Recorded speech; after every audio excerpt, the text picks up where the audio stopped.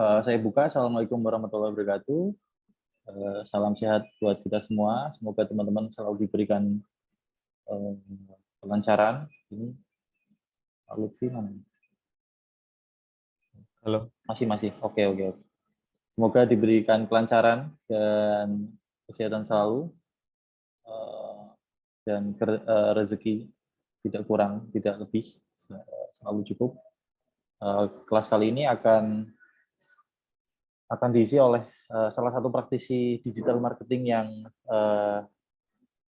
handal gitu. Jadi teman-teman bisa menanyakan bagaimana tips trik atau pengetahuan terkait digital marketing atau riset pasar di nasional maupun internasional. Jadi teman-teman bisa kulik lebih lanjut. Nanti akan dipaparkan atau akan didemonstrasikan oleh Pak Lutfi Ahmad Fahrezi. Salam kenal Pak Lutfi, apa kabar? Halo Pak Dama, salam kenal. Oke. Udah kenal kan kita sebenarnya. Kita sudah kenal lama ya. Oke. Ini kita kedatangan tamu Pak Lutfi Ahmad Fahrezi. Ini beliau asal dari Banjarnegara. Sekarang bergerak di dunia digital. Mungkin sudah 5 tahun ya, sudah 5 tahun berjalan. Iya, Kira-kira 5 tahun ya, mungkin ya. 2019. 19, ya 4 tahunan, 4 tahun 4 tahun. di dunia digital marketing dan kemudian sekarang merambah ke dunia ekspor, yang mana juga beliau fokus juga pada produk sebenarnya, develop produk gitu ya, untuk membuat jaringan pasar yang baru, baik di nasional maupun di internasional. Gitu. Nah, produk tersebut adalah untuk highlight sebentar ya, itu namanya Rumah Mokaf. Rumah Mokaf adalah brand. Gitu. Nah, ada beberapa turunan dari Rumah Mokaf. Salah satu produknya adalah mie, kemudian tepung mokaf atau tepung singkong, mungkin teman-teman juga paham terkait mokaf. Kemudian juga ada cookies, ada gula juga dari singkong dan macam-macam. Dan produknya juga beberapa sudah diekspor, termasuk tepungnya itu mungkin sudah 1 tahunan ini gencar untuk ekspor karena memang mulai dari UMKM. Nah, daripada panjang lebar gitu, saya berbicara langsung saja. Saya serahkan, Bu Eva, saya serahkan kelas ini kepada, atau sesi ini kepada Pak Lutfi Ahmad Fahrezi. Monggo Pak Lutfi, tempat dan layar saya persilahkan. Oke, baik. Terima kasih Pak Adama. Assalamualaikum warahmatullahi wabarakatuh. Waalaikumsalam warahmatullahi wabarakatuh. Bersyukur, alhamdulillah saya diberi kesempatan untuk bisa sharing dengan teman-teman di sini. Mas Dama ini, apa Adama ya? Maaf. Pak Dama ini saya kenal udah cukup lama ya, dari tahun, ya udah lama banget ya. 14 Karena mungkin, 13. iya, temen dolan, temen nongkrong seperti itu. Tapi sekarang beliaunya sibuk gitu, mengabdi untuk negara bersama teman-teman semuanya. Karena sebenarnya basicnya pada Mas Adama ini adalah pengusaha seperti itu. Kalau yang saya tahu ya, sekarang jadi dosen luar biasa. Nah, teman-teman semuanya, kalau misalnya tadi bilang saya mungkin ahli dalam digital marketing, itu mungkin kurang tepat karena Pak Dama sebenarnya yang lebih menguasai daripada saya, seperti itu. Itu jadi nanti setelah sesi ini selesai, teman-teman bisa bisa sharing dengan Pak Dama, karena mungkin yang saya yakin apa yang disampaikan Pak Dama kepada teman-teman selama ini itu mungkin tidak, mungkin hanya 1% gitu. Dia masih 99% yang mungkin akan disampaikan nantinya. Itu aja dulu deh, kayak gitulah. Nah, saya sebenarnya di awal itu membantu Rumah Mokaf dari sisi digital marketingnya. Digital marketing, kita ngomongin branding, kita mau ngomongin positioning, kita ngomongin tentang bagaimana cara menjual, bagaimana agar produknya dikenal oleh masyarakat. Dan ini pekerjaan yang perlu waktu seperti itu sampai pada akhirnya Rumah Mokaf ya sekarang sudah sering masuk ke media-media. Jadi gini teman-teman, kalau misalnya proses branding selesai, maka media yang akan ngejar kita, bukan kita yang ngejar-ngejar media. Itu sih di awal untuk masalah branding seperti itu. Nah, saya mulai dari tahun 2020 membantu Rumah Mokaf sampai sekarang di tahun 2022 ya, 2022 awal, berarti baru 2 tahun. Nah, ini websitenya belum selesai kami develop karena memang terkadang itu manpower kita itu di Banjarnegara sangatlah sedikit, sehingga kami memang belum bisa fokus untuk ngurusin website. Ini website yang baru, kita menampilkan beberapa produk unggulan, ada tepung mokaf terutama, dan selanjutnya adalah produk-produk turunannya gitu. Jadi dari singkong kita bisa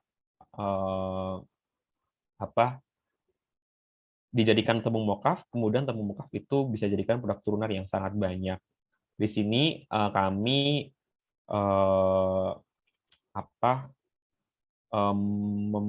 membangun membuat sebuah campaign bahwa tepung mokaf itu bisa mengganti sepenuhnya tepung terigu atau sebagai substitusi tepung terigu.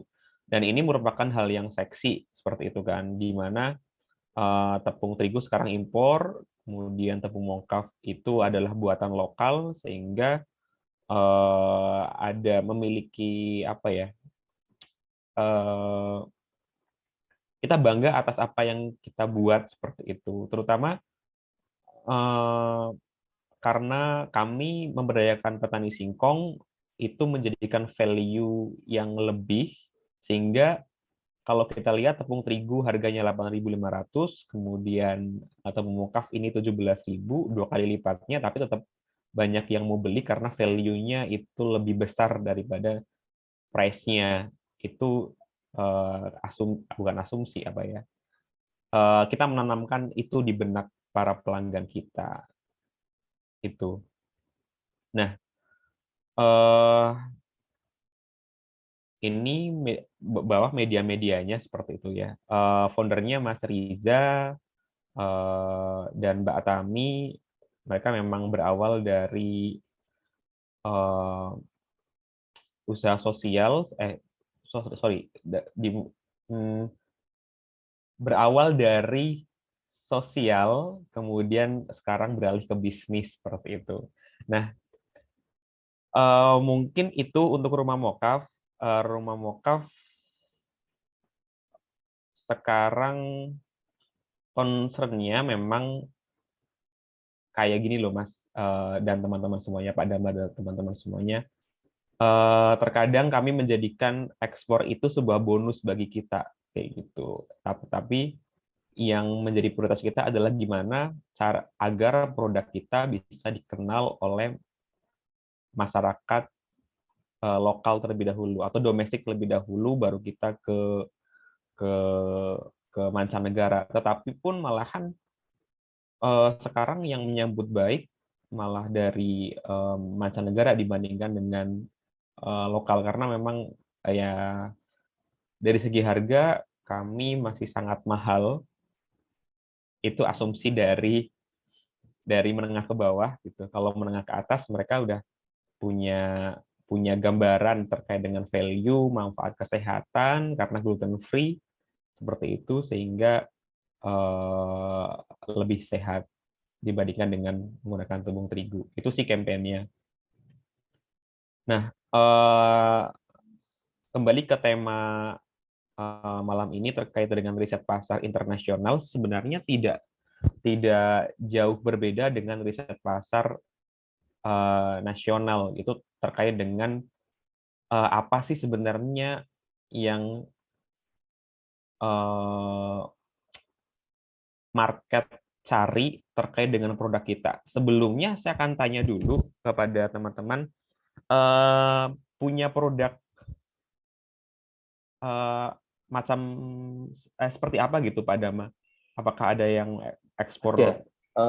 Kalau ekspor gimana? belum. Mungkin yang saya contohkan Mbak Febrin. Beliau apa namanya produksi peyek khas Boyolali. Peyek Juga. khas Boyolali. Iya, peyek khas Boyolali. Monggo mungkin bisa sharing sedikit gitu ya Pak Lutfi produknya biar dijelaskan atau gimana? Oke, oke. Kita akan melihat nanti pasar itu sebenarnya butuh peyek atau tidak kayak gitu ya. Oke. Pada ini gitu. Terus kemudian di mana sih pasar yang membutuhkan peyek kayak gitu. Nah, mungkin pengetahuan yang mungkin akan saya sharing ke teman-teman bukanlah pengetahuan yang baru seperti itu karena mudah ditemukan dan bahkan mungkin bisa dipelajari di apa bidang ilmu yang lain, bukan ekspor. Maksud saya ini lebih kepada gimana cara kita melihat kebiasaan konsumen di berbagai negara itu dengan menggunakan Google Trend. Mungkin teman-teman di sini sudah sering menggunakan seperti itu. Jadi kalau misalnya sesi saya pada malam hari ini itu satu yang udah tahu, ya mungkin oke, silahkan nanti mungkin kita bisa sharing bareng lah kayak gitu. Atau nanti kalau misalnya saya ada yang kurang bisa ditambahkan dari teman-teman semuanya kayak gitu. Nah, saya boleh demo sedikit, Madam. Oke, sebentar. Oke, Oke, sudah. oke, share screen. Oke, terlihat, teman-teman. Terlihat. Oke, jadi yang pertama untuk riset pasar itu sendiri, kita mulai dari domestik terlebih dahulu ya. Setelah domestik kita punya gambarannya, punya kayak apa sih ya, lebih ke cara mainnya kayak gimana. Setelah itu kita baru merambah ke internasional kayak gitu. Karena polanya sama. Nah, terlebih dahulu mungkin saya akan masuk ke Google Trends terlebih dahulu untuk melihat apa sih sebenarnya yang dicari oleh para konsumen kita kayak gitu. Dalam hal ini case-nya adalah tepung mokaf seperti itu. Jadi mungkin di sini tepung mokaf itu persamaan kata atau padanan katanya mungkin adalah tepung singkong. Tepung singkong, terus kemudian kita lihat di sini. Oke. Nah, saya akan meriset ini dari keyword tepung singkong dari Indonesia selama 12 bulan, kemudian all categories web search atau email search Google, shopping, dan YouTube search. Tapi ini web search aja dulu. Pencarian di website terlebih dahulu. Nah, kemudian kita bandingin nih setelah tepung mokaf tepung singkong kita coba bandingkan dengan mokaf gitu. Apakah trennya sebenarnya berbeda seperti itu? Oh, ternyata tepung singkong lebih lebih lebih ngetren dibandingkan dengan mokaf. Lalu kita coba dibandingkan dengan tapioka. Nah, untuk tapioka sendiri memang produk yang dari dulu ada ya dibandingkan dengan mokaf yang baru-baru aja tren. Walaupun sebenarnya Bapak Ahmad yang membuat pencipta atau pembuat mokaf sendiri udah lama membuat tepung mokaf, tapi memang trennya belum belum segencar sekarang sih, belum sebagus sekarang. Nah, kita bandingkan dengan yang lain, cassava flour.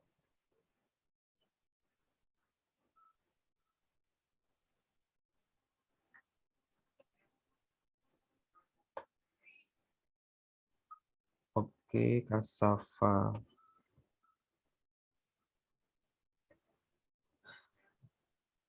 Oke, cassava flour belum bisa menandingi tren dari tepung singkong, mocaf dan tapioka, tapi kita lihat di bawah yang pertama kali membutuhkan yang pertama kali yang tertinggi teratas kebutuhan tepung tapioka itu ada di Bali, Yogyakarta, terus Jakarta. Nah, ini warna-warnanya seperti itu. Nah, kemudian ada related queries gitu. Related queries adalah orang-orang yang adalah keyword yang sering dicari oleh orang-orang. Nanti kita lihat topnya gitu. Tepung singkong, tepung beras olahan singkong. Bisa jadi pencarian ini bukan hanya dari mereka yang ingin tahu tepung singkong apa, bisa jadi berasal dari konsumen yang ingin mencari tepung singkong atau tepung mocaf. Gitu. Kalau tepung mocaf lebih tren di Jawa Tengah sama di Lampung. Nah, seperti ini. Nah, sumber-sumber ini yang akan kita jadikan acuan, angka-angka ini yang akan kita jadikan acuan eh, untuk selanjutnya kita mengemas dalam bentuk tulisan, desain, kemudian video, edukasi, sehingga orang aware dengan brand kita, itu sih. Aware dengan produk kita, aware dengan brand kita. Itu yang saya pelajari, ini sebenarnya teknik SEO, sehingga SEO itu Search Engine Optimization, sehingga kita mengoptimasi mesin pencari, sehingga mesin pencari akan merekomendasikan brand kita kepada orang-orang yang sedang mencari keyword tertentu kayak gitu. Nah, setelah dari Indonesia selesai, kita coba lihat, kita perlebar seperti itu ke worldwide, ke dunia gitu. Sebenarnya yang paling tinggi mana sih itu? Ternyata tapioka masih tinggi banget. Jadi mungkin ekspor tapioka itu masih sangat tinggi gitu di dunia dari bahan baku singkong itu sendiri. Nah, kemudian di sini cassava flour itu menempati urutan kedua, tapi pencariannya tidak lebih besar dibandingkan dengan pencarian tapioka. Kalau mocaf masih terlalu rendah, tepung singkong di atas di bawah di atas tepung mocaf, kayaknya nggak naik. Nah, ini petanya gitu. Coba kita akan cari mana sih yang interest dengan tepung singkong ya, terutama Indonesia ya, karena menggunakan bahasa Indonesia tepung singkong gitu.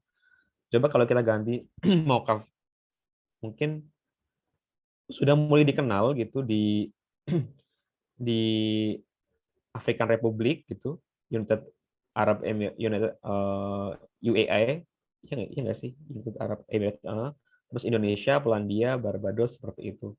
Dan mungkin itu menjadi target kita selanjutnya untuk mencari buyer di negara-negara tersebut. Kita coba tapioka. Nah, tapioka sendiri yang sangat interest itu adalah dari Polandia, Kroasia. Nah, ini biasanya 10 ya. 39 negara gitu rankingan itu. Nah, kemudian kalau misalnya kita lihat cassava flour ini,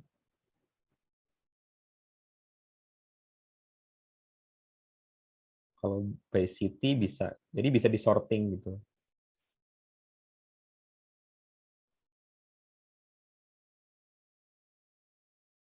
Oke, sorry. Oke. Nah, ini kita bisa lihat di Kanada dan Amerika. Kalau di Amerika orang masih mencari 92% masih mencari cassava flour, tapioka 8%. Tapi di Meksiko itu tapioka lebih gede dibandingkan cassava flour. Gitu.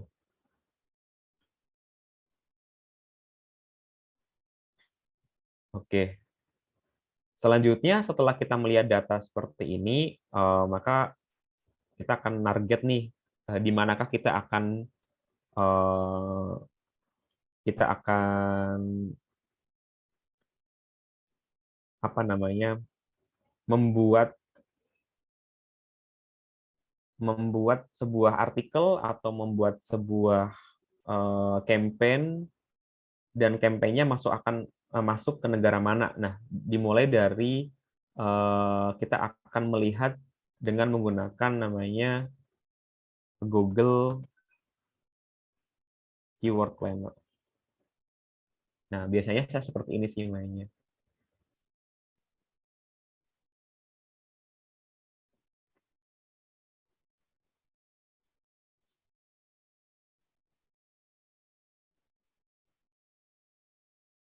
Oke.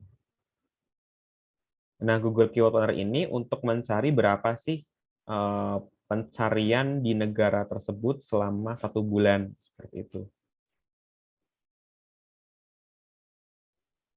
Masih loading, bentar.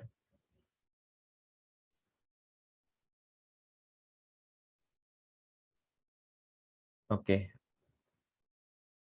misalnya kita akan mencari tadi adalah yang paling tinggi di Amerika. Tadi apa? Sorry, cassava flour ya. Oke, cassava flour. Oke. Negaranya Amerika. United States.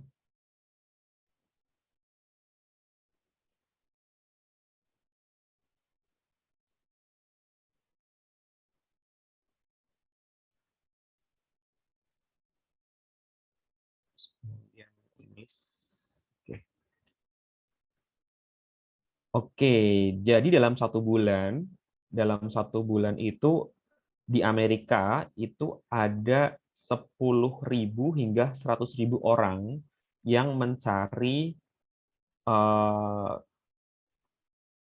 mencari tepung singkong dengan kata kuncinya cassava flour. Average-nya seperti itu. Average-nya. Ada yang cassava flour bread, yang untuk roti juga sama ini. Tapi jumlahnya tidak sebesar tadi. Cassava flour. Ini baru di United States.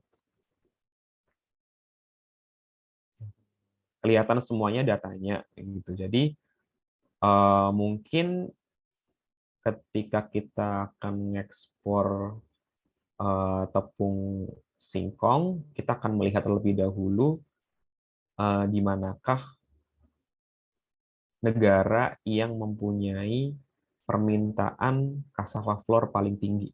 Itu sih kalau dari saya. Jadi ini biasanya dijadikan data kalau kita mau pitching seperti itu, atau kita pengen presentasi kepada orang-orang, ini loh jumlah permintaan di Amerika itu cassava flour sekian.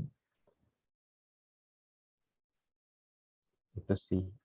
Nah, mungkin mau dicoba, kita mau ke negara mana seperti itu, kita lihat cassava flour di Kanada misalnya. Kita lihat Mungkin yang pasar yang sudah masuk itu bisa Pak Lutfi. kalau pasar sudah masuk ya.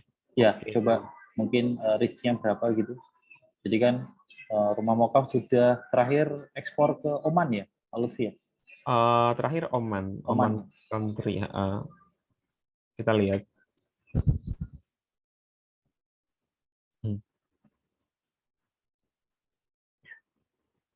10 sampai 100 per bulan. Yang paling tinggi itu ya 10. Tapi mungkin bahasanya bahasa ini ya, bahasa Arabik. Atau Oman itu menggunakan bahasa apa kira-kira. Nah, untuk informasi, kalau yang Oman itu sebenarnya kita dapat dari Alibaba. Jadi menggunakan listing Alibaba. Jadi kita upload produk di Alibaba, kemudian ada buyer Oman melihat seperti itu. Jadi memang yang ngatur itu dari Alibaba itu sendiri. Jadi Alibaba kan global banget ya. Kita tahu beres setelah buyer akan datang ke Alibaba kayak gitu sih. Tapi yang sekarang itu riset-riset ini digunakan untuk memudahkan para buyer di luar negeri untuk datang ke website kita gitu sih. Sehingga nanti dikonversi ke admin akan nge-follow up seperti itu, terjadilah deal, maka ya udah ekspor kayak gitu, mencari agen ekspornya di Indonesia siapa. Seperti itu sih untuk riset pasar yang saya tahu, sehingga riset itu dijadikan sebagai dikonversi sebagai closing gitu atau sebagai deal dengan buyer di luar negeri kayak gitu sih. Gitu. Jadi kalau kita pengen nyasar ke Amerika berarti artikel yang kita buat itu menggunakan bahasa Inggris dengan berbagai ini ilmunya ya, ada gimana mereka harus melihat kita bahwa kita legal, ada pencapaian-pencapaian kita, terus kemudian tim-timnya kita siapa gitu, mereka akan melihat itu gitu. Kemudian sertifikat-sertifikatnya seperti apa, apakah sudah organik dan lain-lain, itu yang biasanya mereka lihat, dan itu harus apa ya, dituangkan dalam sebuah sebuah artikel atau di sebuah konten yang memang memuat itu semua. Itu yang pertama. Terus yang kedua adalah riset ini digunakan ketika kita akan meng-hire PR atau media yang ada di negara tersebut gitu. Misalnya sebenarnya ada jasa namanya PR News gitu. PR News itu kalau nggak salah kita tinggal kita udah tahu nih negara mana yang kita tuju, terus kemudian kita menyerahkan artikel kita dalam bahasa Indonesia, terus mereka akan menerjemahkan ke dalam bahasa negara-negara yang kita tuju. Misalnya kita akan ke Meksiko gitu, maka nanti artikel itu akan diterjemahkan ke dalam Meksiko, kemudian kita membayar media yang ada di sana melalui PR News. Jadi media di sana itu akan menerbitkan artikel-artikel kita seperti itu. Nah, kan kalau kita langsung masuk ke medianya Meksiko kan nggak bisa, kayak aksesnya itu kita nggak tahu masuknya gimana. Tapi ada jasa namanya PR News itu bisa yang kalau yang saya tahu bisa mencarikan bahkan merisetkan sebenarnya produk kita itu bagusnya dipasarkan di mana, itu bisa. Biasanya yang menggunakan jasa PR News itu kemarin kita udah tawarin tapi harganya terlalu mahal sekali. Untuk satu berita itu sekitar berapa ya, 10 juta atau nggak salah untuk sekali berita.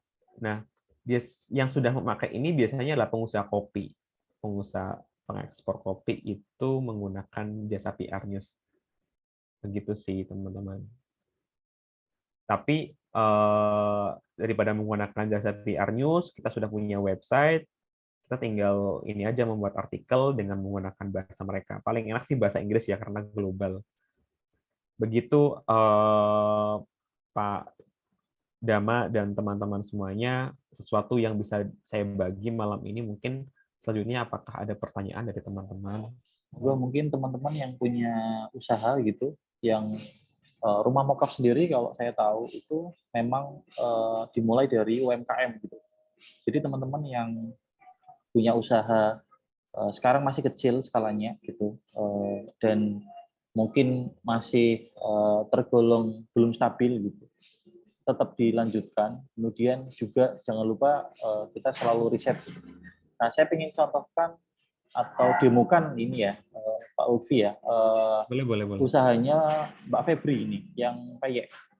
Payek ya. Kita coba apakah payek ini punya pasar atau tidak gitu di luar negeri gitu. Oke. Atau apa ya istilahnya? Peyek itu peanut apa sih? Ya, kayak itu Peanut, apa, Mbak Febri? peanut, Peanut apa ini? peanut, peyek kacang atau Kayak peyek? kacang, Kayak kacang. nggak ada Oke. rempeyek gitu, Pak. Oh, Rempeyek coba di Boyolali nggak ada ya? coba di Indonesia terlebih dahulu ya. Kalau misalnya peyek gitu, nanti mungkin yang akan keluar jadi lagu ya. Lagu Iwa Peyek masih tren di 12 bulan terakhir gitu. Atau rempeyek, coba kita bandingin antara peyek dengan rempeyek ya.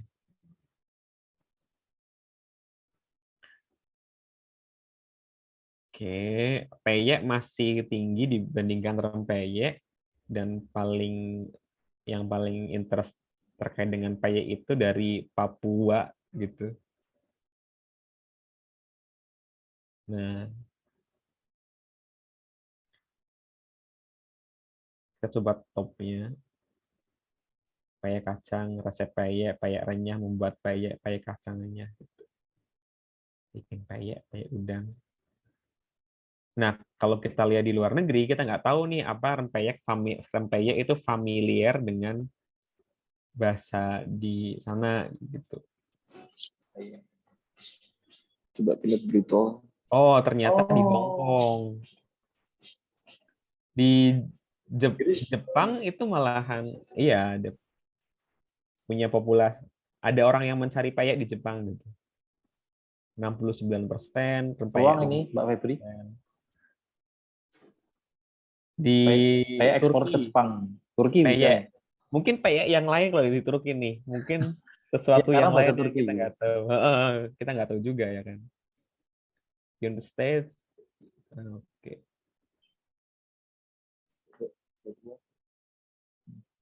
Begitu sih. Oke, berarti ini punya peluang ya, Mbak Febri, Itu untuk bahasa Inggrisnya apa pada Peanut brittle. peanut brittle ya.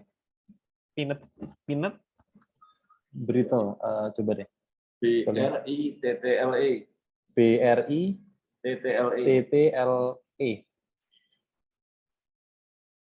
BRITTLE.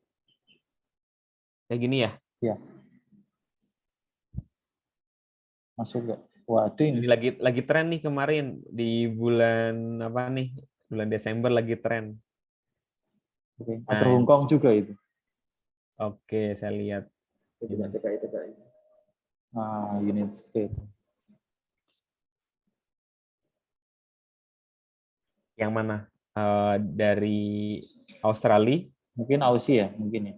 Oke, coba kita cek di ini keyword gitu.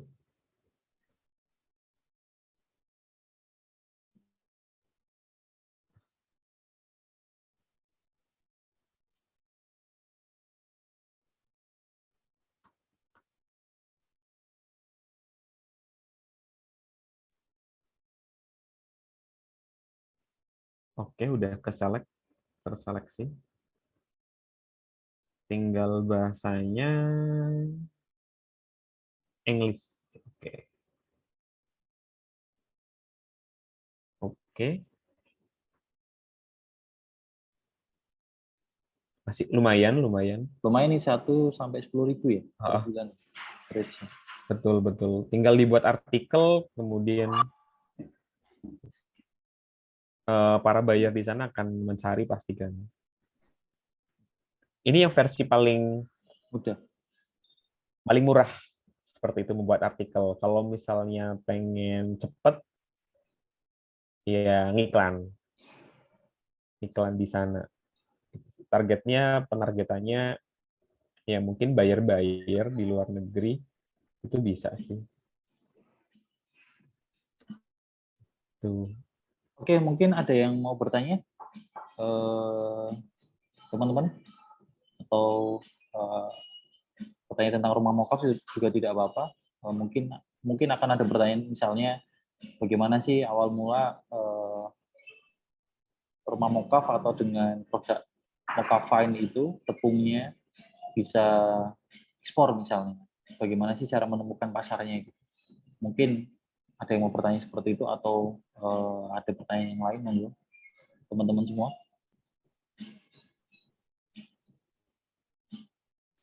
Saya izin bertanya, Pak. Monggo, Mbak siapa ini?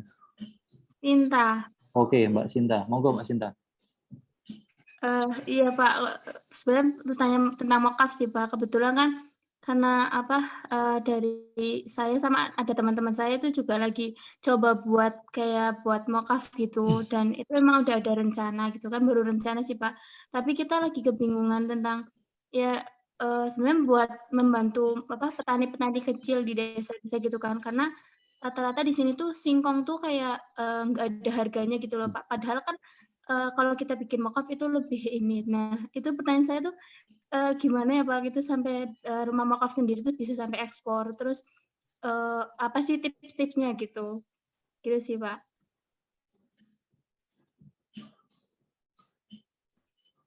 Oke, pertanyaannya sangat luar biasa sih. Bagus ini Mbak Sinta. Sulit untuk jawab ini. Semua orang menanyakan hal ini ya. Maksudnya karena memang singkong itu semua daerah itu pasti ada kecuali Jakarta ya. Jakarta nggak ada kebun singkong yang seluas di daerah itu. Dan kalau misalnya teman-teman di sini ingin membuat bisnis yang sama seperti itu, bisnis pembuatan tepung mokaf, kemudian dia jadikan brand dan lain-lain, kami di Rumah Mokaf sangat senang seperti itu karena lebih cepat mengedukasi masyarakat ketika kita bareng-bareng dibandingkan kami Rumah Mokaf sendiri seperti itu. Karena konsepnya sebenarnya ini terlalu jauh nggak ya kalau misalnya saya bilang bahwa tepung mokaf itu seperti halnya open source di waktu-waktu tahun 1991-an ke sini lah gitu. Sampai pada akhirnya ditemukan Android gitu. Maksudnya adalah gini, ketika semua orang menggunakan open source dan semua orang bisa memodifikasi, bisa membuat berbagai macam aplikasi di dalam open source, nantinya adalah orang itu open source itu Linux ya. Open source yang saya bicarakan ini adalah Linux, mesin operasi Linux. Selama ini kita menggunakan Windows seperti itu, Windows sekarang Windows 10 atau apa. Nah, sebenarnya ada sistem operasi lain yaitu adalah open source itu Linux. Nah, tanpa sadar kita sekarang sudah menggunakan Linux itu di mesin Android. Maksudnya adalah gini, semua orang nanti akan menggunakan mokaf tanpa mengetahui bahan utamanya adalah mokaf. Kita makan roti, orang nggak akan ngomong ini dari terigu apa dari mokaf, karena rasanya nggak ada bedanya. Itu kan perlu adanya orang-orang yang membiasakan diri untuk berganti dari terigu ke mokaf. Kayak gitu sih. Jadi teman-teman kalau misalnya pengen belajar tentang mokaf, silahkan nanti magangnya di rumah mokaf itu bisa. Karena sekarang di rumah mokaf itu ada 3 anak UNS yang sedang magang di sana. Oh, anak mana itu, Mas? Muhammadiyah. Jurusan apa? Jurusan apa ya? Saya nanti tanya deh gitu. Oke. Nanti juga Ada saya tanya 3 juga. anak. Ada tiga anak yang programnya ini kan ya. Coba saya cek dulu deh. Bisa itu mungkin Mbak Sinta ya. Besok magang di MBKM juga bisa itu di Rumah Mokaf. Betul, saya coba cek dulu. Mbak Sinta ya tadi yang nanya tuh, Mbak Sinta ya? Mbak Iya, Sinta, Pak. betul. Oke. Mungkin bisa raise hand teman-teman yang mau bertanya. Tadi kan ada 2 tools yang dipakai, Google Trend, itu juga semester lalu juga sudah dibahas. ditambah ini Google Keywords ya, jadi teman-teman bisa diulik lebih dalam. Kemarin kita juga sudah belajar terkait bagaimana cara mendapatkan data statistik dari ekspor, dan ini adalah kita bagaimana kita mencari atau tips dari bagaimana menyasar langsung gitu dengan keyword-keyword tertentu gitu. Mungkin teman-teman mau bertanya, monggo. Saya izin bertanya, Pak. Monggo. Mbak siapa ini? Saya, Eka. Oh, Mbak Eka, monggo. Oke, Mbak Eka. Saya mau bertanya tentang kalau misalnya kita mau memasarkan produk kita ke pasar internasional ya Pak, mau ekspor gitu. Nah, cara kita buat mempromosikan produk kita buat sampai ke internasional gitu, dan kayak cara cari buyer-nya itu gimana ya? Mungkin dari saya pertanyaannya. Good, Mbak. Oke, Monggo, dari Mbak siapa tadi? Mbak Eka Rahayu. Eka. Oke, sebenarnya yang pertama kita harus nyiapin ininya ya, nyiapin kalau dari marketing itu akan menyiapkan item-item yang bertujuan agar kita mudah dijangkau. Contohnya adalah misalnya bukan item ya, maaf, kayak website kayak gitu, terus kemudian sosial medianya diaktifin, sehingga orang itu buyer di luar negeri akan mencari kita berdasarkan apa yang mereka ingin impor gitu dari Indonesia ke negara mereka gitu.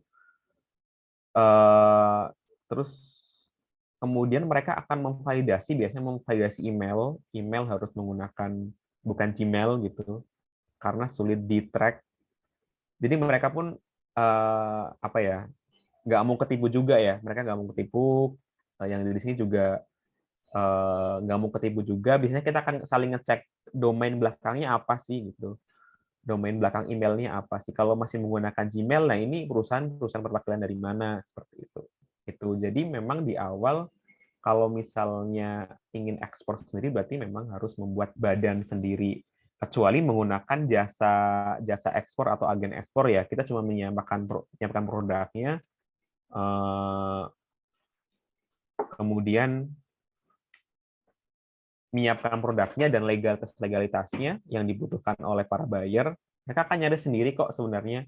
Ini aja mokaf sebenarnya kalau misalnya sertifikat organiknya yang terbaru sudah terbit, itu banyak yang akan datang. Kayak gitu. Karena selama ini masih menggunakan organik Indonesia.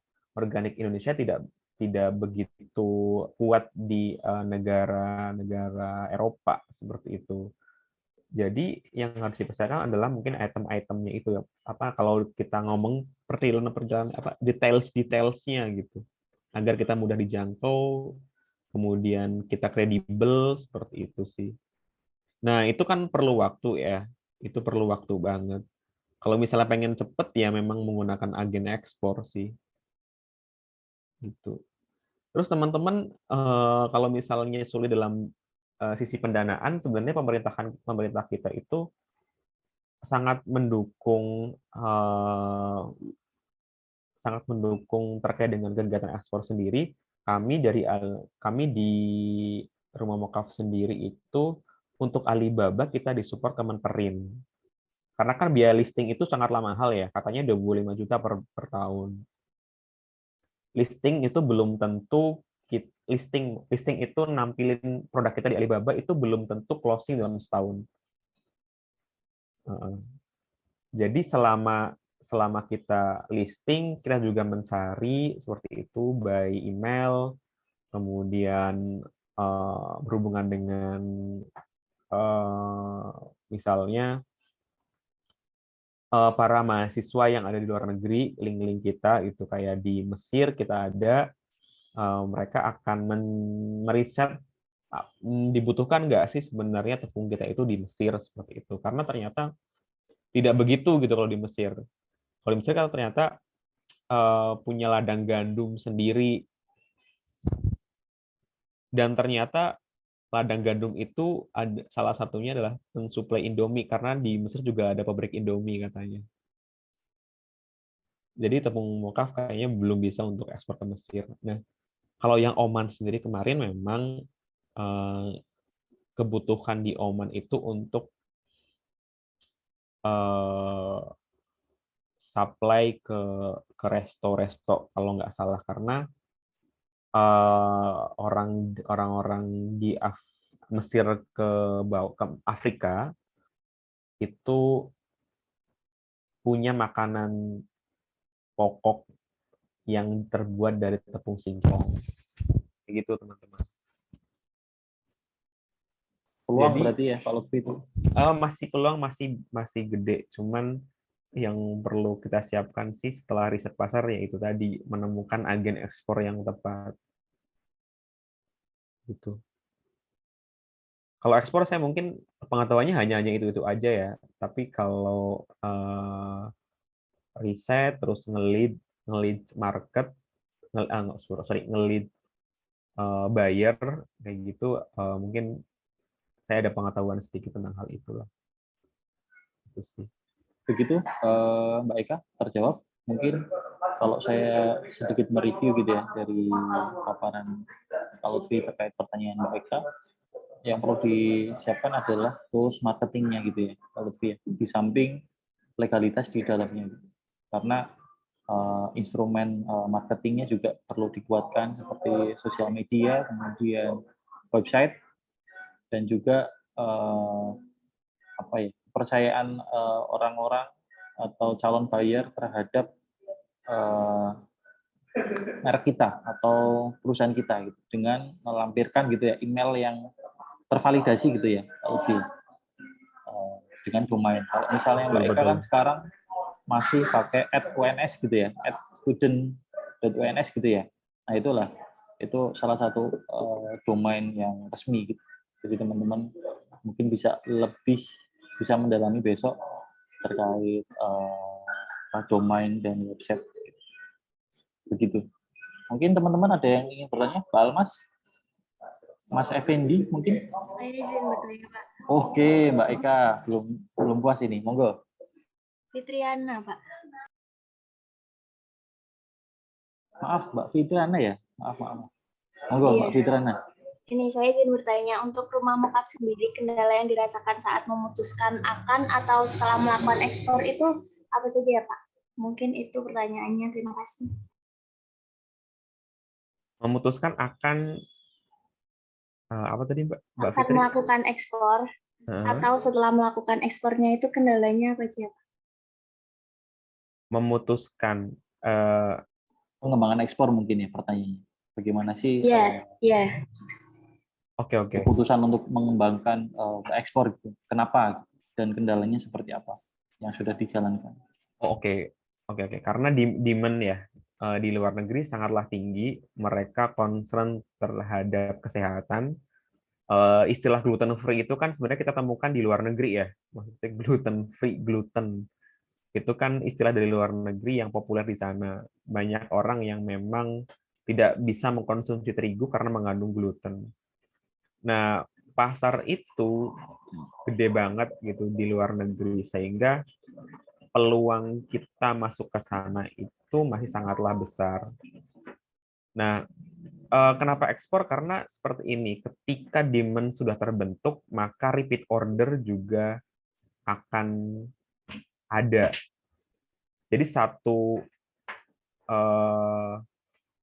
kali kita closing dengan salah satu buyer di salah satu negara, maka bisa jadi setiap tahun pasti akan order kembali kepada kita karena kita udah dipercaya, kemudian para buyer pasti malas lah untuk mencari supplier baru lagi karena belum tentu supplier yang baru itu bagus, supplier yang baru itu kredibel. Seperti itu kenapa harus pindah supplier kayak gitu. Jadi itu sih kenapa kita memutuskan untuk ekspor, meskipun sebenarnya itu adalah bonus banget gitu. Kita masih pengen produk kita diserap tinggi di Indonesia terlebih dahulu. kayak gitu. Karena nunggu ekspor juga waktunya nggak sebentar, dealingnya juga nggak sebentar. Kita perlu berbulan-bulan sampai terjadi closing 1 kali kayak gitu misalnya. Tapi sekali closing langsung bisa 30 ton, 50 ton kayak gitu sih. Begitu Mbak Fitriana, mungkin bisa bisa menjawab pertanyaan dari Mbak Fitri. Ya, Pak, sudah menjawab. Terima kasih. Terima kasih Mbak Fitriana. Ada lagi teman-teman? Mungkin juga Bu Eva juga Izin bisa. bertanya. Monggo Mbak Almas. Kan ini yang diekspor barang siap pakai atau barang jadi pasti ada expired date-nya.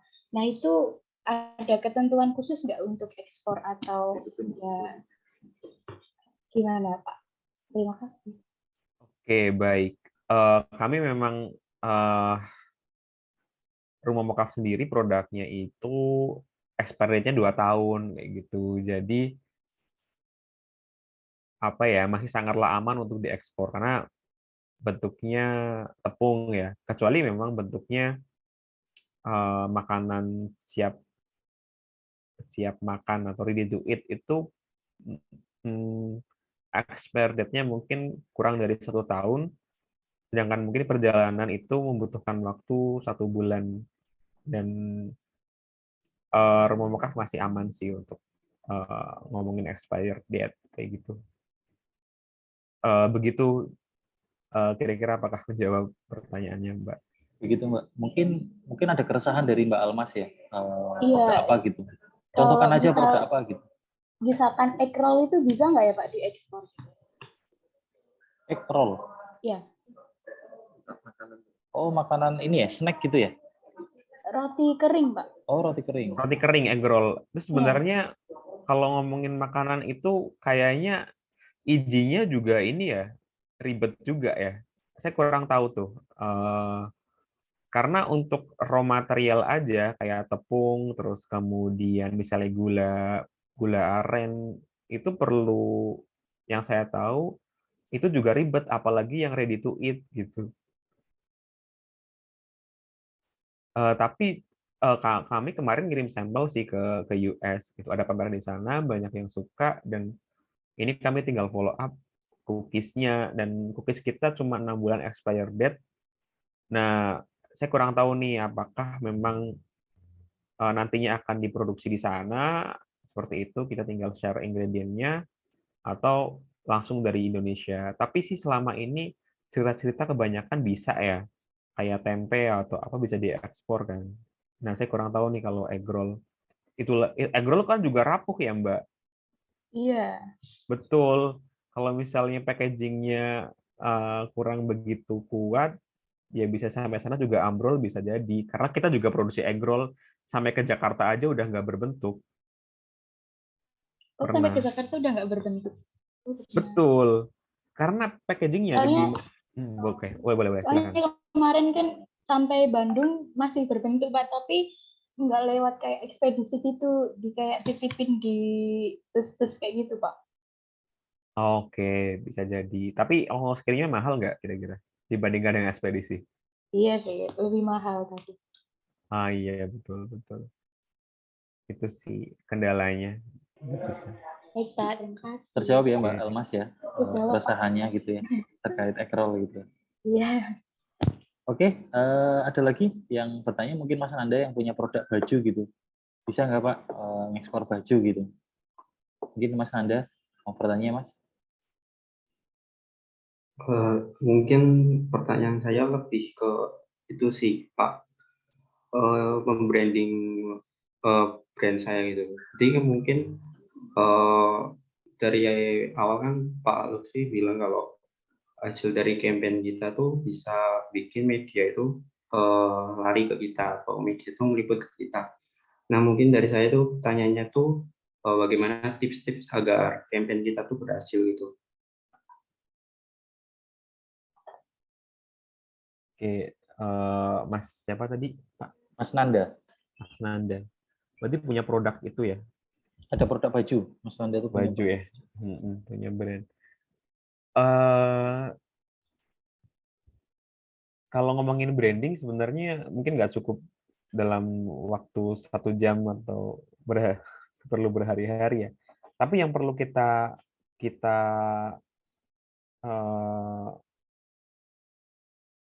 kita lakukan di awal, yaitu positioning dari brand kita itu di mana gitu, positioning. Kalau Rumah Mokaf itu positioningnya di produk sehat, nyasar menengah ke atas, terus kemudian ibu-ibu yang mempunyai anak punya penyakit autis atau celiac disease, itu branding positioningnya di situlah. Produknya Mas Nanda ini posisinya di mana? Misalnya ngomongin lebih ke pemuda gitu, atau target marketnya pemuda umur berapa sampai berapa gitu. Itu sih yang harus dilakukan di awal, riset marketnya. Siapa yang akan pakai produknya Mas Nanda kayak gitu. Contoh misalnya kita ngomongin Eiger. Nah, itu dalam benak teman-teman itu adalah brand apa? Monggo Mas Nanda. Iya. Kalau Eiger itu ya produk kayak tas untuk mendaki gitu ya, Pak. Oke, berarti petualangan ya? Ya. Oke, gitu-gitu. Berarti kalau kita ngomongin brand yang untuk petualangan itu apa ya? Oh, Eiger. Oh, nomor 2 apa? Mungkin Ray. Oh, Ray. Kalau Dama, Mas Dama Ray. Konsina gitu. Itu posisinya berarti di brand petualangan atau apalah. Kalau misalnya brandnya brand sepatu untuk ngantor tapi gayanya sepatu ngantor untuk anak muda, kira-kira dalam benak Mas Nanda apa? Kalau sepatu lokal. Kalau Yongki itu masuk. Yongki gitu, apalagi? Apalagi? Kalau Mas Dama apa Mas Dama? Sepatu ngantor ya, anak muda gitu. Sepatu ngantor anak muda. Mungkin kalau brand gitu ya, kalau kita ngomong brand, Brodo itu masuk. Brodo, masuk. Gitu, brand ngantor anak muda. Berarti posisinya Brodo di brand ngantor anak muda. Kalau Yongki, nah itu mungkin high class ya, atau enggak sebenarnya? Iya, kalau Yongki itu bentuknya high class. Berarti Mas Nanda ini termasuknya orang yang high class, karena nyebutnya langsung Yongki. Ya gitu Mas Nanda, ada gambaran nggak? Nah sekarang tinggal brandnya Mas Nanda nih mau dikaitkan dengan apa, kayak gitu sih. Nanti setelah itu tinggal dikenal lokal, maka ekspor pun jadi kan. Berarti brandingnya harus kuat gitu ya, kalau ya. Yang saya tahu kayak gitu sih, kecuali memang harus kuat. Ya kalau brand terkenal di luar negeri dulu, ya berarti memang pemasarannya gencar di luar negeri kan dibandingkan dengan di lokal. Ya, begitu, caranya paling murah gitu ya, dengan Google Trend, kemudian Google Keyword, dan tools yang lain sebenarnya juga masih banyak gitu. Masih banyak ya. Di sini mungkin ya lain kali lah kalau misalnya ada waktu saya bahas tentang ads gitu, karena di dalam Facebook Ads sendiri juga kita diberikan data mengenai berapa sih orang yang interest dengan keyword tertentu kayak gitu. Pengguna Instagram di berbagai negara itu ada. Mungkin saya bahas nanti di kelas saya gitu, kalau soal ads ya. Siap. Bisa itu satu catatan buat saya. Oke, ada lagi pertanyaan? Bisa tanya terkait riset pasar ataupun mungkin saya izin bertanya, Pak. Monggo, Mas siapa ini? Aditya, Pak. Oke, Mas Aditya Faisal, monggo Mas.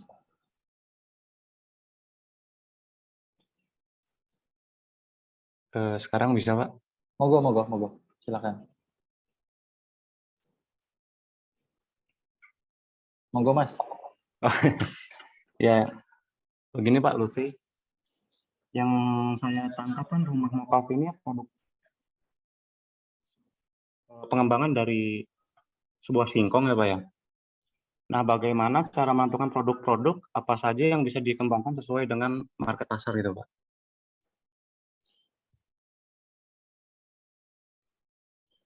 Oke, dari Mas Aditya Faisal. Aditya Faisal itu menanyakan Produk fitnya mungkin nih. tadi produk turunan ya? Atau Iya, kan rumah mokaf ini kalau saya tangkap kan pengembangan dari sebuah singkong ya Pak ya. Nah, Baik. bagaimana cara menentukan produk-produk yang bisa dikembangkan gitu Pak? Oh gitu. Sebenarnya kan singkong kita olah menjadi mokaf. Nah, mokaf itu sebenarnya kan mensubstitusi terigu. Berarti semua olahan yang menggunakan terigu bisa menggunakan ilmu mokaf. Dari awal itu dulu.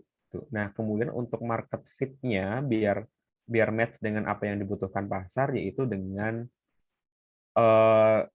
mencari kebutuhan sebenarnya cemilan yang menggunakan tepung mokaf, cemilan yang bisa dibuat dengan menggunakan tepung, tapi itu menyasar di high class.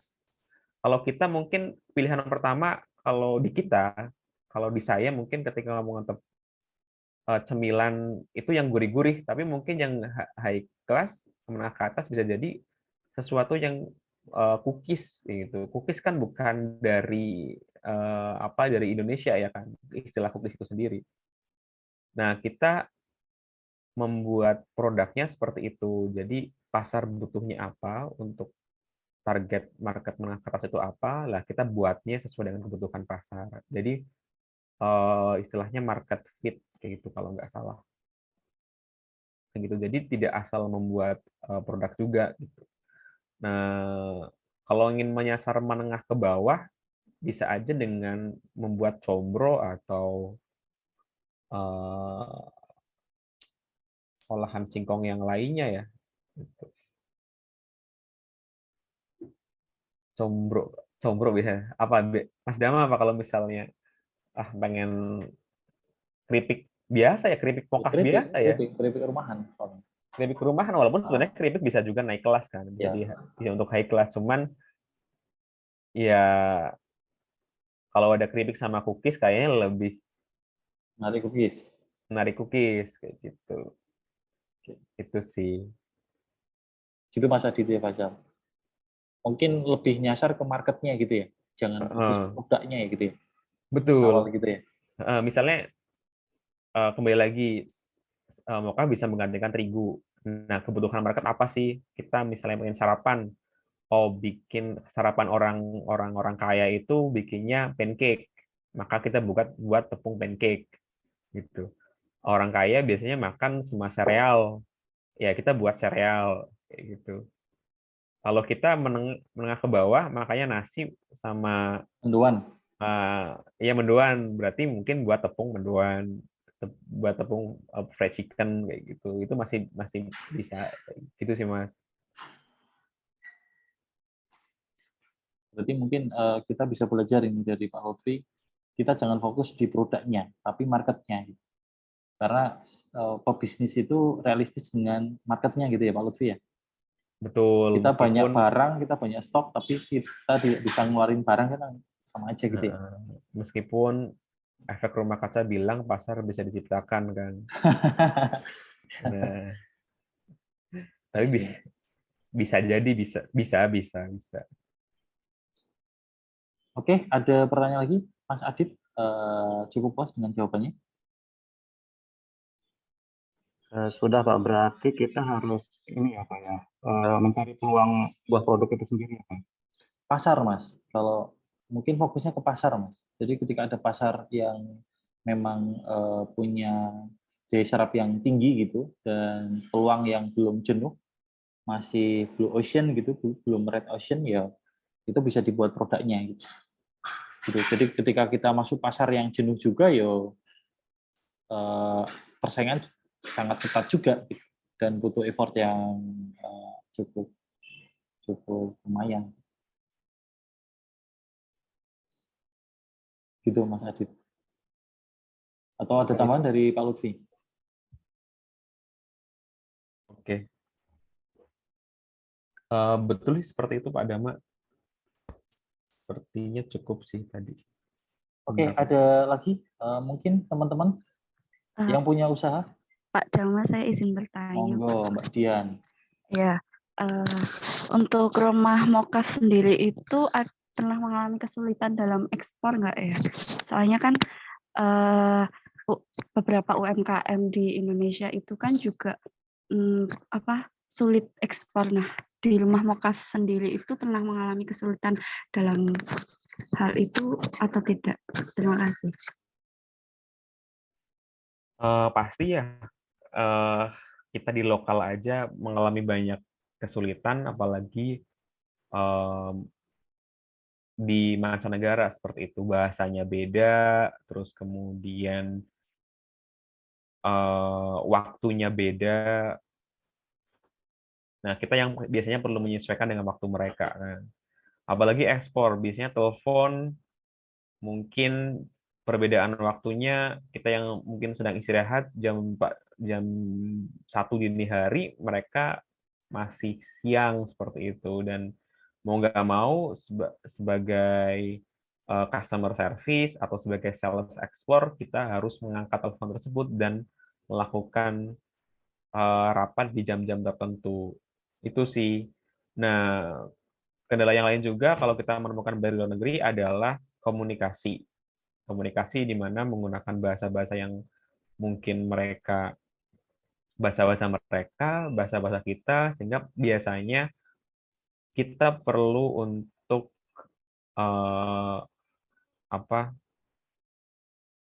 menemukan sebuah titik di mana sama-sama bahwa ada titik yang bisa dipahami bareng-bareng, seperti itu sih. Sulitnya di situ. Kemudian kendala yang lain adalah terkait dengan pengiriman by the sea mahal sekali sekarang, lebih mahal dibandingkan dengan sebelum-sebelumnya, sebelum pandemi seperti itu. Apalagi dengan pengiriman dengan udara itu jauh lebih mahal. Nah, pengiriman by the sea itu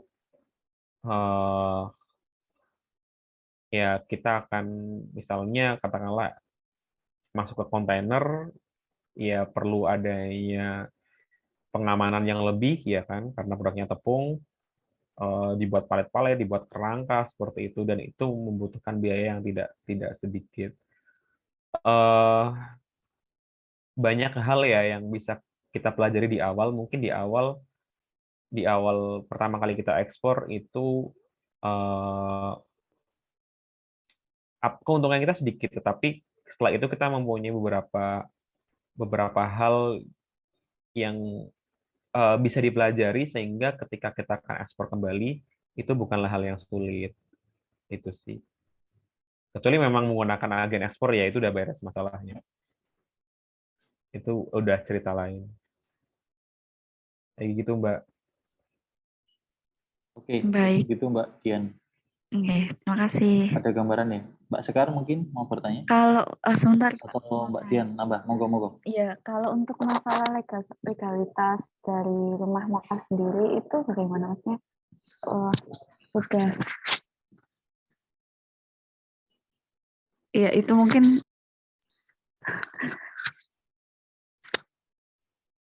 Pertanyaan terkait legalitas gitu ya Mbak Dian ya? Iya, karena apa aja sih legalitasnya? Iya, karena itu UMKM di Indonesia kan paling nggak bisa ekspornya itu paling sering di masalah legalitas. Nah, di rumah mokaf sendiri itu bagaimana? Ya, kita harus ngurus semuanya ya legalitas itu. Kalau misalnya teman-teman pengen dapat bantuan dari pemerintah, menurutku yang pertama harus dilakukan adalah buktiin bahwa teman-teman itu siapa gitu. Karena pemerintah kan juga butuh pencapaian ya, butuh pencapaian ketika ekspor pun. Rumah mokaf pertama kali ekspor, pemerintah akan seneng gitu karena seolah-olah akan menjadi pencapaian pemerintah kan. Nah, hal ya nggak sih, sesuatu yang memang kita usahain sendiri, tapi mungkin dari pemerintah ikut seneng kayak gitu. Dan ketika senang itu maka supportnya pun akan lebih dibandingkan sebelum-sebelumnya gitu. Dan teman-teman sebelum melakukan ekspor dan harus mengurus legalitas, maka mungkin harus mendekati pemerintah itu, ya berhubungan baiklah dengan pemerintah karena mereka yang punya akses dana kan ya, terkait dengan perizinan, terkait dengan dana kayak gitu. Itu sih. Apakah menjawab pertanyaan saya? Baik, terima Jadi kasih. mungkin karena kalau diurus sendiri, waduh pusing banget sih. Harus ada peran pemerintah di sini untuk memudahkan kita dalam proses jual beli lah, katakanlah kayak gitu. Oke. Baik, terima kasih Pak Dama dan Mas Lutfi. Jadi memang perlu apa ya, persiapan yang bukan cukup ya, sangat matang gitu ketika kita harus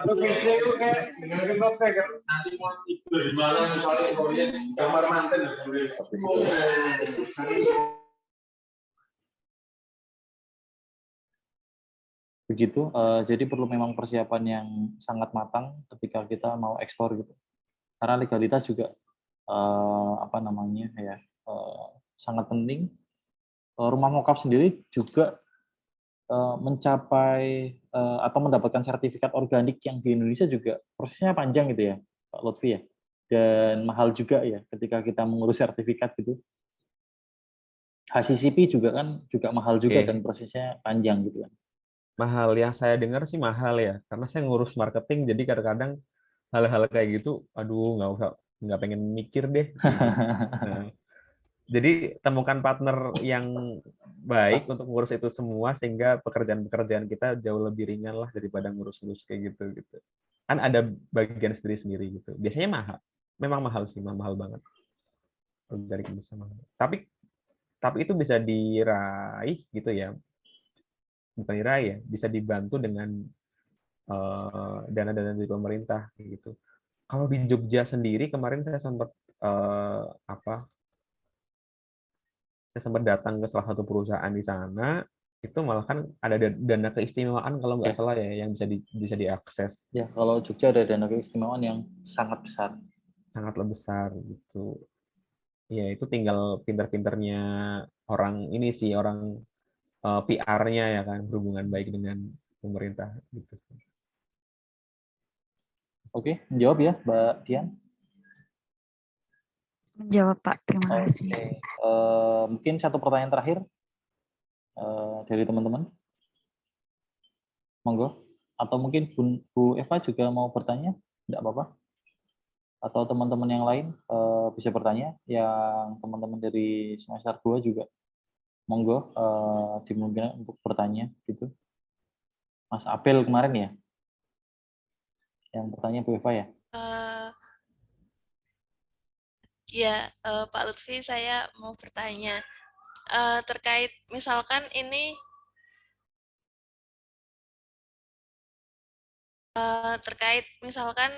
kan tadi kan saya mendengar bahwa saat ekspor itu ada pesanan sampai 30 sampai 50 ton gitu.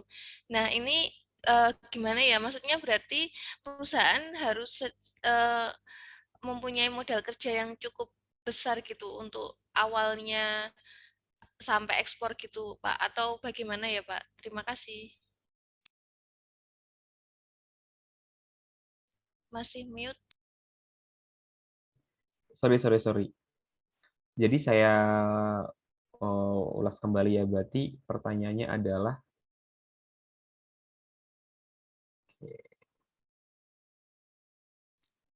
permintaan 30 ton.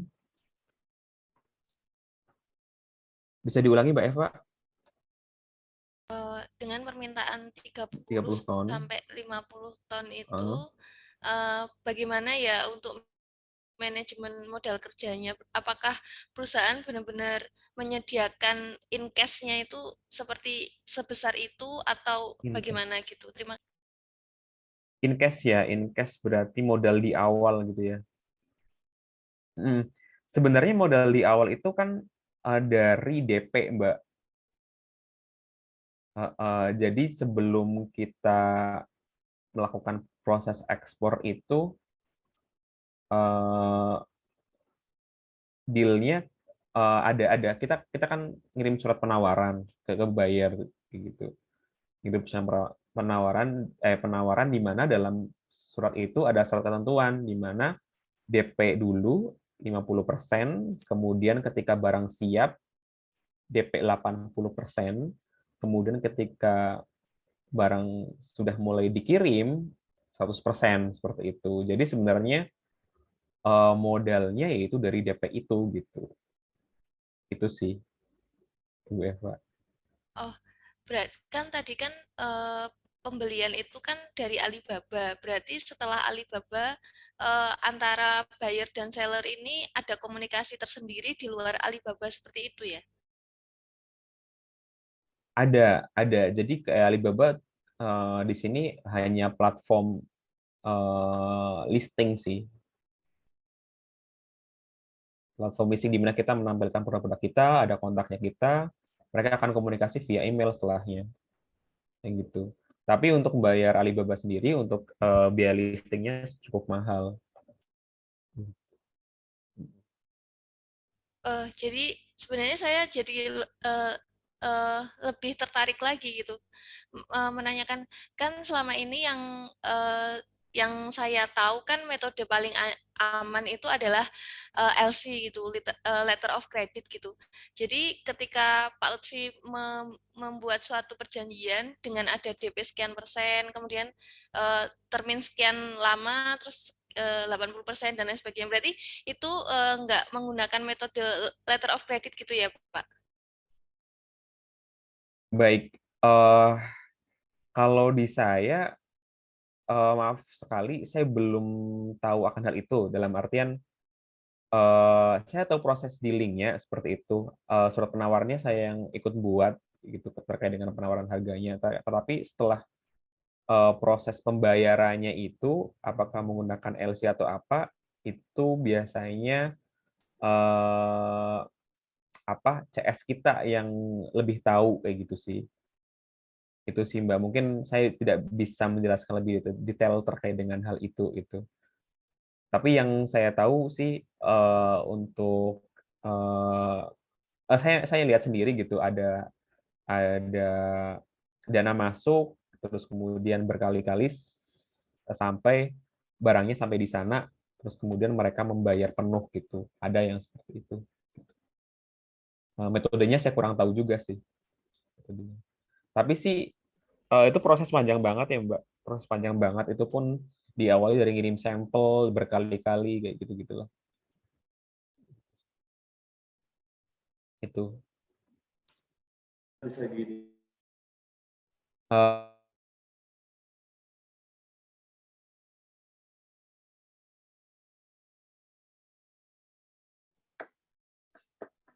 Begitu Bu Eva menjawab pertanyaannya? Jawab, menarik sekali sih, menarik karena dari sisi praktisi jadi lebih tahu gitu. Kalau saya kan dari sisi akademisi gitu. Oke, terima kasih Pak Lutfi, sangat menjawab. Terima kasih Bu Eva pertanyaannya. Pak Lutfi bisa masuk atau terkendala dengan sinyal ini?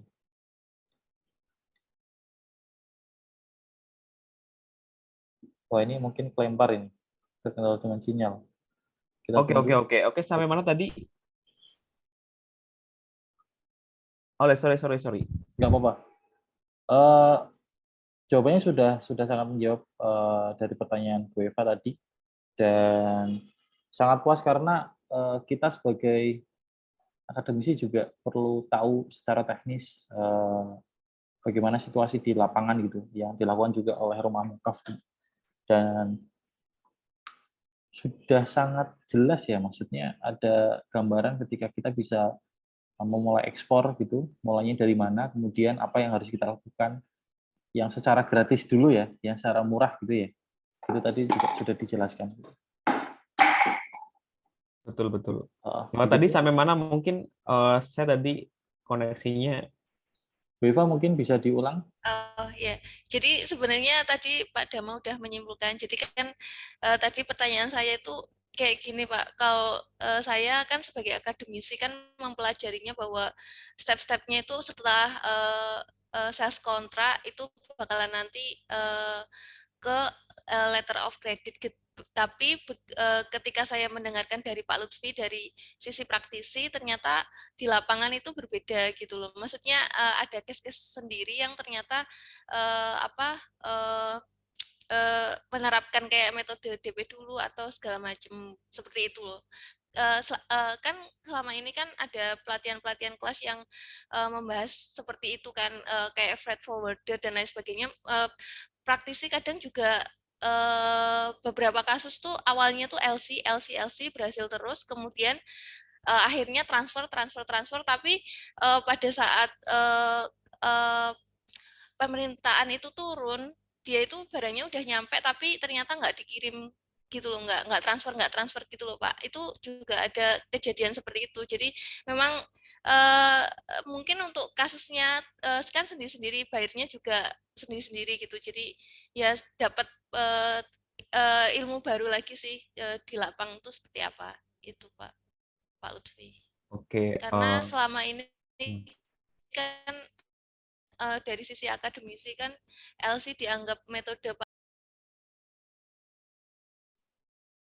paling aman. Oke.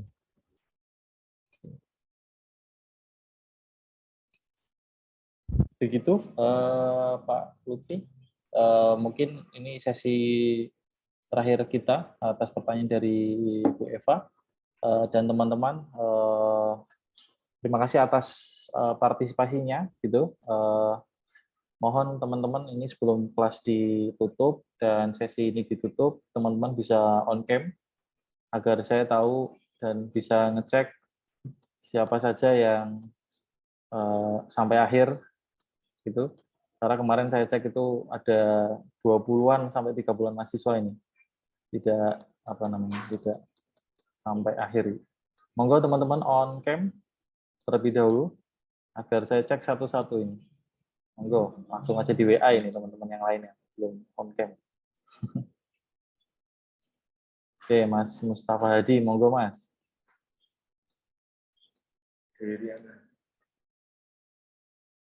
Oke, sebelum kelas kita tutup ya Pak Lutfi, biasa kita akan foto terlebih dahulu untuk dokumentasi kelas kali ini dan agar lebih meriah gitu ya.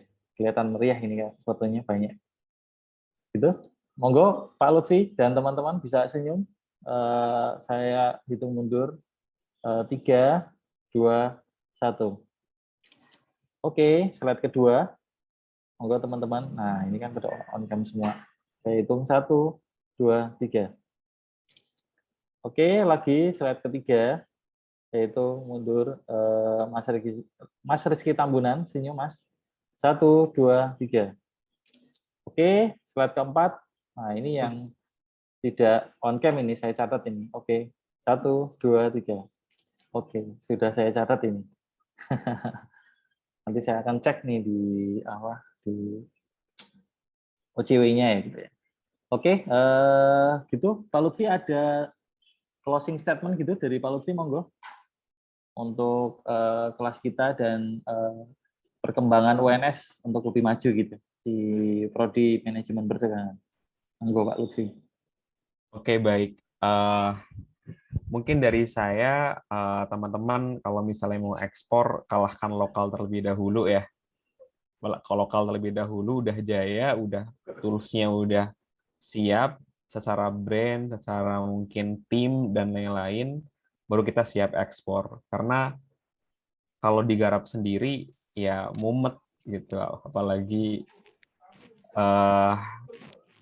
brand-nya belum matang seperti itu. Jadi kalau misalnya teman-teman mau mulai ekspor, pilih rekan atau partner terlebih dahulu buat mungkin ya kayak semacam perusahaan, sehingga teman-teman lebih matang di situ gitu. Terus kemudian kalau pengen belajar, teman-teman bisa datang ke rumah Mokaf. Akses kontak saya lewat customer service Rumah Mokaf untuk magang, kami sangat ini sih sangat senang ketika ada dari teman-teman yang ingin belajar bareng, terutama di Rumah Mokaf seperti itu. Tapi jangan gengsi kalau misalnya nanti di Rumah Mokaf ngerjain sesuatu yang memang di luar dari apa yang menjadi konsentrasi dari teman-teman semua di kampus kayak gitu. Terima kasih teman-teman, terima kasih Pak Dama, terima kasih semuanya. Sehat selalu. Kemudian saya akhiri, kurang lebihnya mohon maaf. Wassalamualaikum warahmatullahi wabarakatuh. Waktu saya kembalikan kepada Dama. Oke, waalaikumsalam warahmatullahi wabarakatuh. Luar biasa sekali malam ini. 2 malam yang luar biasa di Riset Pasar Internasional, membuka pikiran kita terkait kondisi yang real di riset di riset pasar untuk bisa masuk di pasar internasional. Nah, saya sedikit mereview tadi apa yang kita pelajari hari ini. Dari paparan Pak Lutfi tadi bicara terkait PR News juga ya tadi, agensi untuk membantu UMKM atau perusahaan agar bisa masuk secara tanda kutip instan gitu, walaupun harganya mahal ke satu negara. Kemudian kita juga tadi belajar terkait tools yang disediakan oleh Google, yaitu Google Trend dan Google Keyword ya. Jadi teman-teman juga bisa memaksimalkan, dan saya juga tadi meng-highlight juga Google Trend juga digunakan oleh teman-teman di semester 4 ini di mata kuliah saya dulu di praktik e-commerce. Jadi teman-teman juga bisa maksimalkan lagi gitu. Dan tadi ada beberapa pertanyaan dari teman-teman semua, dari Mbak Cinta, kemudian Mbak Eka Rahayu, Mbak Fitriana, Mbak Almas, Mas Aditya, Mbak Dian, dan terakhir juga Bu Eva. Pertanyaan-pertanyaan yang luar biasa gitu. Semoga kelas ini bermanfaat untuk teman-teman semua, dan saya berharap teman-teman juga bisa belajar secara real gitu, bukan hanya belajar teori, tapi belajar juga dari praktisi gitu. Mengapa kemudian saya dan Bu Eva menggagas kelas praktisi ini untuk di semester genap ini, dan semoga bisa berlanjut di semester depan gitu ya. Amin. Gitu. Oke.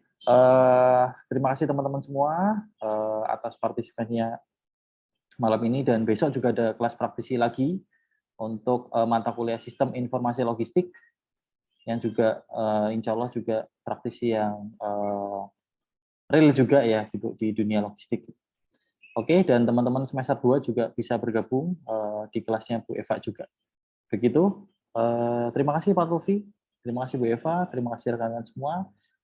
Saya tutup kelas riset pasar internasional malam hari ini dengan bacaan Alhamdulillahirrahmanirrahim. Oke, kita tutup. Assalamualaikum warahmatullahi wabarakatuh.